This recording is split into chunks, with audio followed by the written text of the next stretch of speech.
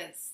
Yep, right now we're in sunny San Diego, which is a little bit colder than we're used to because we're used to staying right near the equator. Anyways, it's been a year. Cheers. Happy anniversary. Happy anniversary. Get a drink too because it might get long sessions, so join us. We came here to pick up some stuff to get ready for Pacific crossing and of course see our friends and family. 3 numbers of stats is total miles sailed in season 1 and 2, 2,608 nautical miles. Woohoo! Total hours sailing, purely sailing, 513. And total engine hours, 238. There's a couple things I want to say about the 238. We had a deadline to pick up Javilla's mother, and so we had to get down to Panama on a certain day. Whenever you set a date with a sailboat, it's like setting a date in a private airplane. You know, sometimes you can make it and sometimes you can't. But this time we had to make it, but we didn't have a weather window to make it, and we had to motor. That was 70 hours, and that really hurt. But the only thing I can take out of the 70 hours of motoring is I found it exactly how much we burned per hour because we did it for 70 hours, and we burned 3.68 liters per hour. So that's the only thing good that came out of that. Yeah, and it turned out to be not as bad as we were thinking before. So this number is good to know, especially when you're getting ready for Pacific crossing, where it might be a lot of days without any wind, which hopefully won't be. 75 or 70 hours, whatever it was, it really hurt. I really did not want to motor that long. It was very, very grumpy. Yeah, I was very grumpy. So now we can go through a couple of the questions that, why don't you read off some of the questions and we'll answer them. So I didn't put the names who asked the questions, but one of the questions was, show us and talk details how we prepare to cross the canal. Okay, you can do one of 2 ways on crossing the canal. You can either try to do all the paperwork yourself, which we found Panama to be not so nice with the paperwork and not so nice with small boats. So it was very difficult to actually check in. Actually not so difficult, but very expensive. And so we decided to go with an agent. I think the agent is the best way. It might cost you $300 to $500, depending on which agent you use. But I would suggest using an agent, and we use the same agent that the ARC. Cornell, yeah. Yeah, the ARC is going to use, and he was excellent. So we paid about $2,500 for a 53-foot boat for everything through the Panama Canal. That includes renting the lines, renting the fenders, and additional all the other costs. Additional bank charges. Yeah, and then you have to get a Zarpa to leave one area to get to the other. So they take care of all of the paperwork. And I'll tell you, it would take you 3 or 4 days to get through the paperwork. You'll never know if you got it done properly. And then you'll have the problem of scheduling the day you want, especially in high season. It's coming up to high season right now. We actually transited the Panama Canal on the 31st. So we finished on the 31st. We started on the 30th. We finished on the 31st. So it's not high season yet, but now it's coming up high season, and it's going to be pretty hard to get a date. Same person asked, like, what are the general kind of expenses and filters for motor and for water maker? What are the general expenses? General expenses. Well, your water maker shouldn't give you too many expenses. You have to change your 5-micron filter, which should cost you about $4 to $5 each. But Some places will charge you $25 a piece for the same 5-micron filter. And you have to change those 5-micron filters once a month or more, depending on how often you use it. Are you ready to go into the next question? Oh, cost. We start talking about the cost and filters. That's most people's questions. So let's go through the costs involved. First, you buy a boat. Our boat was 17 years old. The insurance company automatically tells you replace the standing rigging. The standing rigging was 17 years old. It looked okay. I did find a couple strands that were broken, and that tells you you need to change it. And the previous owner said, no, don't change it, but it needed to be changed. So the standing rigging, we paid $11,000 to replace all the standing rigging on the whole vessel. We replaced the sails that cost about $11,000. Then we had to replace the ballooner because the ballooner blew out on our way to Bonaire, and that was about $1,600. So we spent a total of about $14,000 or $13,000 in sails complete. We got pretty high-end sails because we were planning on sailing around the world. So we got the highest rated material there was. It's called Hydronet, and supposedly that's going to last all the way throughout and longer. But who knows how long the sails last, because you make a mistake, you might blow them out. I hope it's not going to happen again. Yeah, I hope not too. We're getting new sails, which are harder to rip, and we're getting more experience, so hopefully less ripping opportunities. So yeah, the ballooner was 17 years old when we blew it out, and it had been around the world once, and Jim said he used the sail completely the whole way, traveling around the world. And that ballooner was in the sun a lot, and it's thin material, and it was ready to go. We used Q Sail, which used to make sails for one of the biggest companies in the world, and we are very happy with our Q Sails to this point. We went back to Q Sail to get our ballooner made. And the one cool thing that I think I said in my video a little while ago was one of the great things about using Q Sails is they knew all the measurements for the Amels. And all I had to do was tell them that, I had hull number 262, and they sent me sails.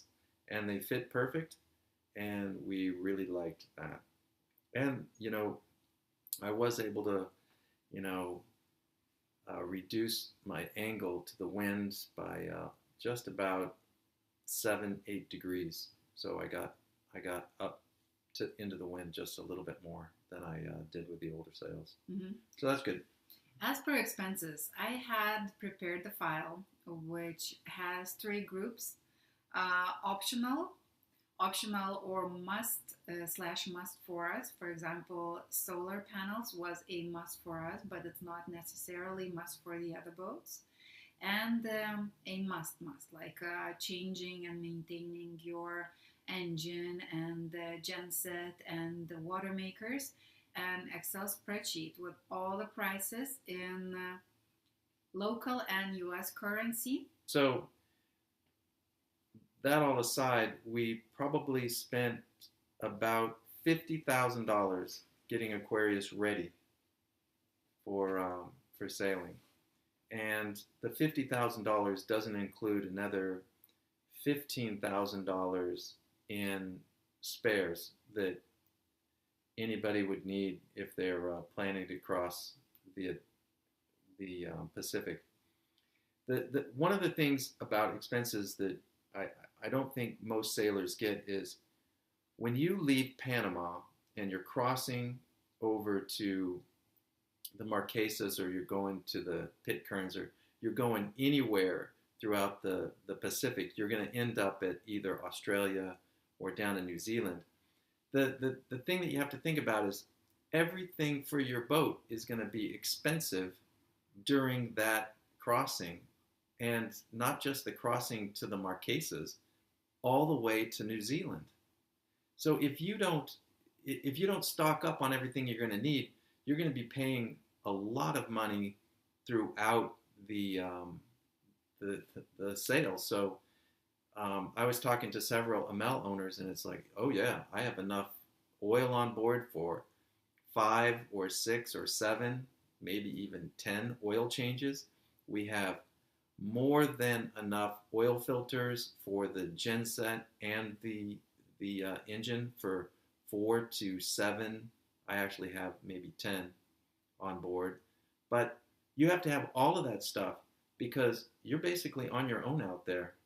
And if you don't have it, then you have to make it while you're out there. And that becomes very difficult. So I would suggest you really stock up on spares. And we've probably got about $20,000 worth of spares on the boat right now. It's beautiful. Anyways. She doesn't like having all the spares, but no, I like to be minimalist, and that also helps with this lifestyle, being minimalistic. But having spares, especially going to French Polynesia, which besides being the most beautiful place, it's also the most expensive place. So we have to stock up. Otherwise, it might be very, very expensive. So I saw some of the chats going on, and there was a lot of talking. How do we know the owners? Did we know them previously? How come they sailed with us? And are they German or maybe from my country? So I am from Lithuania. Previous owners are from Luxembourg, also Europe. We did not know them before, but we became really good friends. They will be visiting us again in French Polynesia. And Ken, tell them, how did you find them out and how come they were sailing with us? Well, actually, the way we bought the boat was very, very interesting, and it's probably different than most. Well, I don't think I've heard of another boat being bought like we bought it. Basically, it was for sale by owner. So I called him up and I said, I'd really like to see the boat. So Jim said, he texted me back and he said, I'm going to launch the boat in Grenada, such and such a date. If you show up 3 days before that, you can see it on the hard. We'll launch the boat. You can go sailing with me. And, that's it. So I said, what? I'll see you in Grenada. So I flew down to Grenada and I looked at the boat. The boat looked okay. I mean, there was a couple issues, but, it was fairly it was very well maintained, but there's problems with every boat. So I said, I like your boat, and he had it listed at 199,000 euros. So I said, Jim, I really like your boat. I like you, because we had been together for 3 days now. I said, I'll buy your boat and I'll pay the price you asked, but you have to sail with me for 1 month and your wife has to stay on the boat too. And he said, okay, he signed up to that. So, can I add something on that? They always had the boat for 17 years, and they would always stay in the summertime in Luxembourg, which is beautiful in Europe, the summertime and springtime, and always sail during the wintertime, which is not so pretty in Europe and cold and rainy. And I think since we bought it in January, it was perfect timing for them. They stayed, they came over at the end of January. We arrived on a boat January 23rd, exactly a year ago, and they arrived a week later. I think it was maybe January 29th, and they stayed till April 22nd. So April 22nd, it's already getting beautiful in Europe. I think it worked. It was just a perfect win-win situation for us and for them. Yeah, so anyways, they sailed with us for 2 months. They stayed for 2 months, not just one. And then we saw them in Europe later. But everything went wonderful. And, it's nice having a captain of a boat after he sells it sailing with you, because then there's no problems with it. Because he's there and Yes. He'll tell you what the problems are.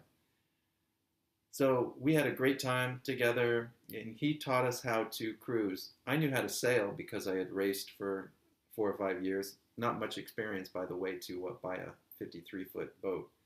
But we we made it, and it was nice having Jimp aboard because there was no way we would have made it without having Jimp and Lonnie on board. I think we would have been done after a month and a half. It was just too much, checking in and out of countries. We had never done that before. The cruising stuff that you don't think about, what to have on board, what not to have on board. That was actually, or most of it was, we learned from Jimp and Lonnie. Yes. And mister, we getting complaints that we are not replying any of the questions asked here. Oh, so, okay. I will read them, you reply them. Okay. So Michael Roberts, hello Michael, he asked if we prefer lager or ale. I think he has ale. Beer. Okay. Zenoon, what route are you planning to take across the Pacific? We're going to head south out of Panama. We're going to be coming fairly close to the Galapagos. We're not going to stop at Galapagos because it's too expensive. And then get into the trades as quickly as possible and almost straight over to Marquesas from there. Wish us luck and good wins. Mike from Hawaii, you're buying a new Amel 50. Oh my God, I'm so jealous. Yeah, I'm jealous too. I wish I could buy one. Okay, so Mike L., go on and congrats. You said that you are buying, and I was, how have you found Amel to be? We love Amel. I wasn't a big fan of Amel's because I wanted a newer boat. We had some conflicts and some fights. Well, we almost got divorced over it because she wanted to float a Beneteau. And I said, I'm not crossing in a Beneteau. You're sitting there and you've got this blade underneath you with no protection on it. And I said I wanted a skegged rudder. And, we got one. And the thing about Amel is, Amel, some people say, this shouldn't be done like this or this shouldn't be done like this. But when you really think about it, Amel made a lot of the right decisions. One of the things about a Beneteau, when you go in a Beneteau, it's big, nice. Everything is really nice on the inside. If you're sitting in a marina, that's great. If you get hit by a gust of wind and you're blown over 35-40%, then what happens? That big area becomes 15 feet fall, a 15-foot fall, and that can hurt. And a lot of people get hurt that way. But with an Amel, it's a little bit tighter on the inside. You have more storage, and it's 4 crossings. Mm-hmm. I think that being an engineer, I looked at everything related to the type of boat, but buying a boat, it's luck. We got really lucky. Meeting Jimp and Lonnie, that were the previous owners, they wrote a book about sailing around the world. They were just awesome. Somebody asked what my favorite whiskey is. I don't drink that much hard liquor. We have whiskey on board. We have all kinds of alcohol on board, but really, I don't drink that much except for beer. Yeah. Gin and tonics are good though. I like gin and tonics. Oh, somebody asked here, Zenu, what about the Juneau 54? We actually looked at the Juneau 54, but the Juneau 54 was $400,000 because it had like 4 TVs, like satellite, like game box or whatever it's called. Yeah, but it was $400,000. First of all, we couldn't afford $400,000. And then still, after you pay $400,000, you still have to make a bunch of changes. You still have to get all the spares. You still have to do everything else, and that's another $40,000. So we would have been broke. Mike L. Hawaii, you said Aiškinti santykius, which is how do you clear out the conflicts? Perfect Lithuanian, even with Lithuanian letters. I love it. Impressive. Yeah, but how do you clear out the conflicts? Talk it out or fight it out, and the stronger wins, or the smarter wins. I'll tell you what, it's gotten a lot better slowly. Yes. It was pretty tough, the first 3 months because neither one of us knew what to expect. But after that, lately, our relationship has actually gotten better. Oh. I think you can say the same. Yeah. Dan asked, did you have a list of boat vendors that you were thinking about purchasing, or a list of boats? It's probably not vendors, but boats. We actually looked at a couple different types of boats. The Tianas. Mm-hmm. First, we wanted a Tiana, or I wanted a Tiana.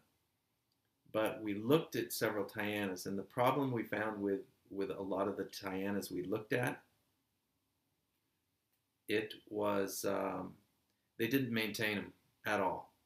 Every single Tiana we looked at was a complete dump, and they were still priced, $350,000 for a 52 or 50.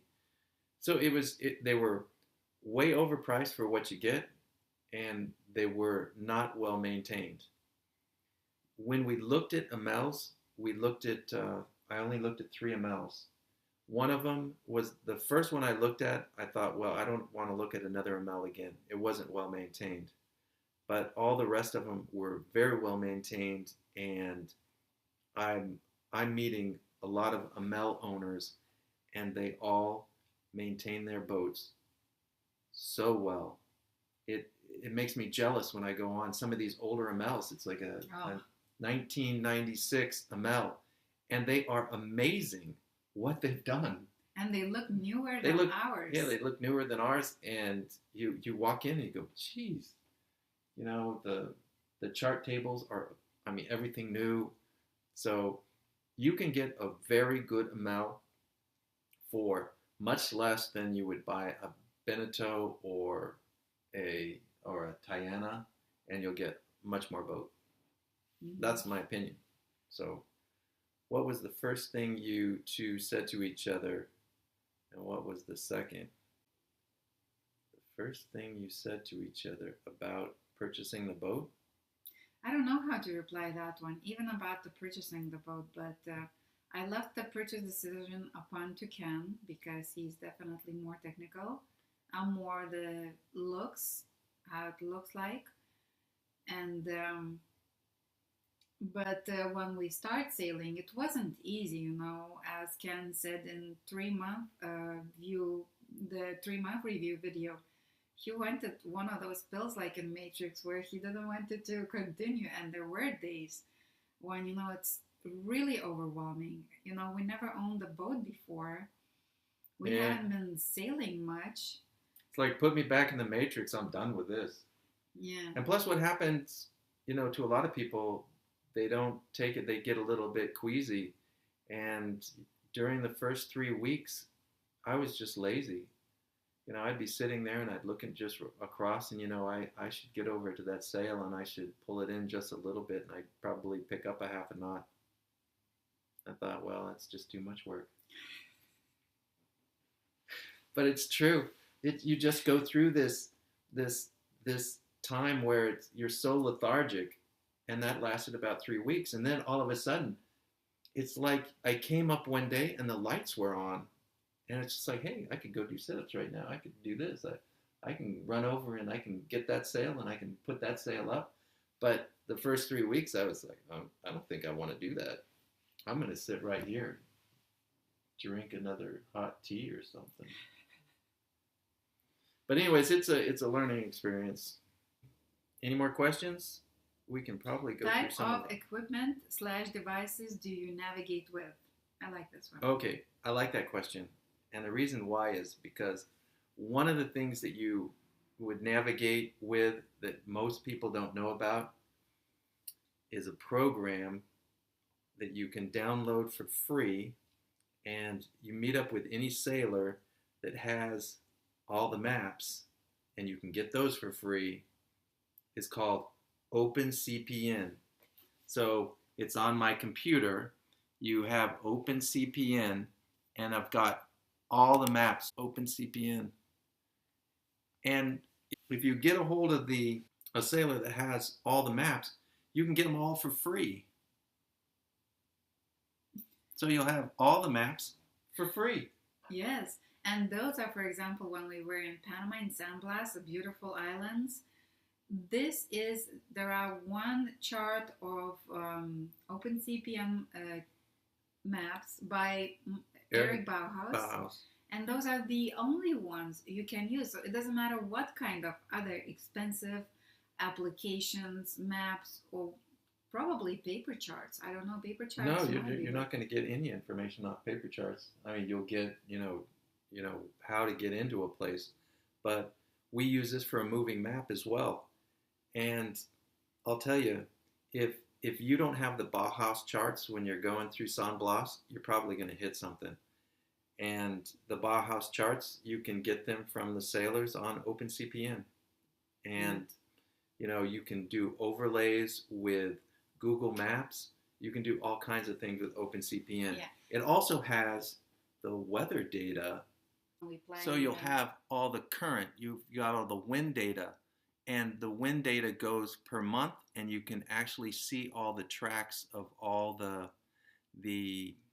what do you call it, the cyclones and the hurricanes over the past 30 years. That's one of the things we use. We also have two iPads running at one time. We also have... On one of the iPads, we use iNavix, and this one is compatible with our AIS.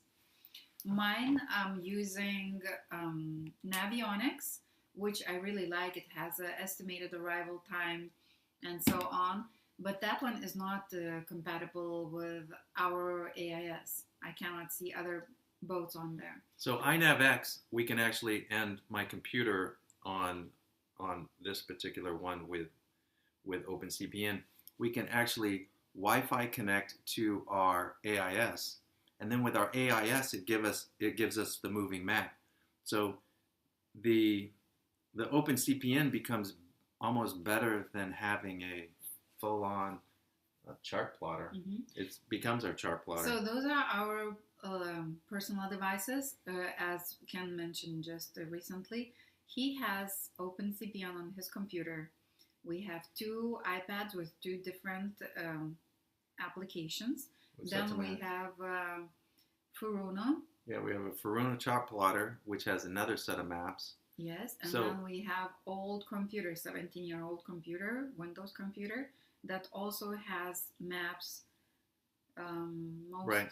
So if we're close to a landmass, we probably have at least 4 charts going at any one time. At least 4. So there's a really nice question I can see from Zach, and is, what is the most fun you have had since you start cruising? Ken doesn't have fun ever. That's not true. One of the cool things about sailing is you're always meeting new people, and you're going on their boat. So we were on their boat, and we were in what was the name of those islands? The Las Perlas Islands, south of Panama. And we were on their boat, and we were having dinner and drinks on their boat. So anyways, we saw 2 dolphins fishing around the boat. So they were all like, those 2 were chasing all these fish, and we'd light up with a flashlight one of the fish, and then the dolphins would come up and grab it. And so after we got bored with that, we were just sitting there. And behind me, the dinghy was pulled up on the side. So you have your boat here, and the dinghy's sitting on the side, and I'm sitting in the cockpit of Aloha. And all of a sudden, a fish about that long jumps and hits me on the side, and then lands in the middle of the boat, because one of the dolphins chased it, and it jumped out of the water into the boat. So we had to wrestle the fish down and give it back to the dolphins. But that was an amazing night.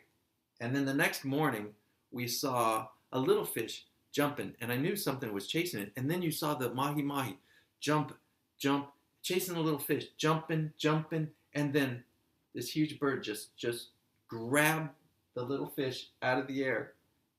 I mean, those two scenes, and that just happened about 2 weeks ago, that was pretty impressive. Yeah. But I think the most impressive place that we were was Tobago Cays, and we were there at the end of the season. It didn't have that many people, because Tobago Cays, you can get way too many people in that little area, and it's probably not as nice. But we were there, and you see pictures of Aquarius, and it looks like no other boats are around. There were 3 or 4 boats in the little area that we were, but that was an amazing place. If you like this video, give us a like down below and click here to subscribe. That really helps us. And if you want to watch more of us, click one of those.